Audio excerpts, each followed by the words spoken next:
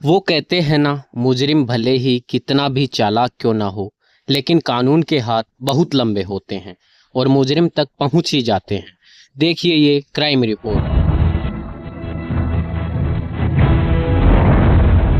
झुंझुनू जिले के नवलगढ़ में गत दिनों पुलिस ने नवलगढ़ के रेलवे स्टेशन के पास से एक 8 साल की बच्ची के साथ दुष्कर्म कर उसे रात भर बंधक बनाए रखने के मामले में गिरफ्तार किया है।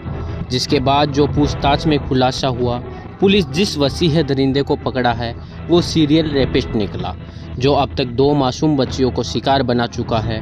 नवलगढ़ के रेलवे स्टेशन के पास से एक 8 साल की बच्ची के साथ दुष्कर्म कर उसे रात भर बंधक बनाए रखने के मामले में संतू उर्फ पंकज सैनी को गिरफ्तार किया था, जो कुआ खातीवाला उदयपुरवाटी हाली झाझड़ियों की ढाणी तन बिरोल का रहने वाला है। जब संतू उर्फ पंकज सैनी सख्ती से पूछताछ की गई तो पता चला 6 महीने पहले भी उसने 8 साल की मासूम को शिकार बनाया था। दरअसल 6 महीने पहले एक परिवार गांव में एक शादी में आया हुआ था, लेकिन अचानक उसकी 8 साल की बेटी गायब हो गई। काफ़ी तलाश करने के बाद भी बच्ची नहीं मिली तो पुलिस को रिपोर्ट दी गई, जिसके बाद बच्ची डरी हुई और सहमी हुई मिली। जिसके बाद परिवार ने शक के आधार पर एक नाम भी बताया, लेकिन वो निर्दोष निकला।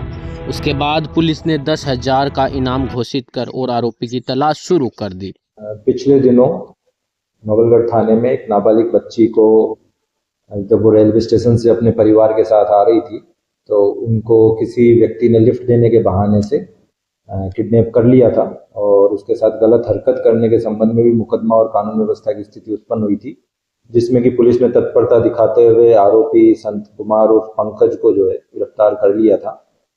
एक अन्य प्रकरण जो कि 6 माह पूर्व नवलगढ़ थाने में ही दर्ज था, जिसमें कि इसी प्रकार एक छोटी बच्ची अपने परिवारजनों के साथ किसी शादी समारोह में आई हुई थी।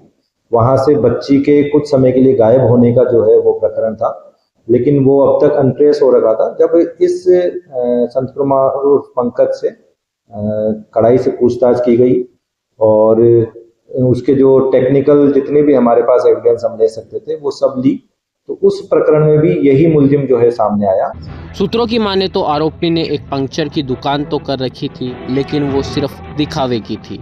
वह गांव के भोले भाले लोगों को अपनी चिकनी चुपड़ी बातों में फंसाकर टोटको ताबीज के नाम पर ठगी करता था।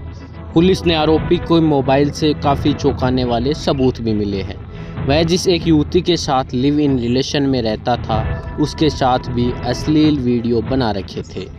इसके अलावा वह इंटरनेट पर पुलिस के बचने के तरीके ढूंढता था।